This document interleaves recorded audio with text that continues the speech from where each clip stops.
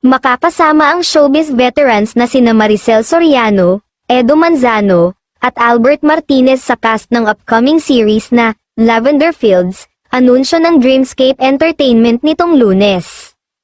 Gagampanan ni Martinez si Zandro Fernandez, habang si Edo Manzano ay si Vittorio Buenavides, at si Maricel Soriano ay si Astor Fields.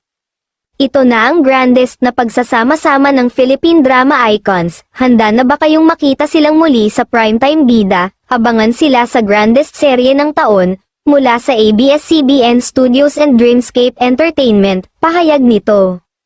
Makakasama nila si Jody Santa Maria, Jericho Rosales, at Janine Gutierrez, kasama ang mga dating child star na sina Crystal Mejes, Mark Santiago, Jana Agoncillo at Miguel Vergara sa serye.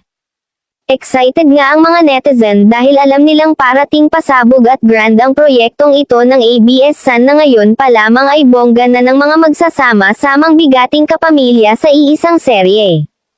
Samantala sa unang cast reveal ay na-reveal na rin ang title ng serye na Lavender Fields, nga at excited na nga ang mga fans sa mga susunod na cast na i-reveal dahil panigurado raw na powerhouse cast ito.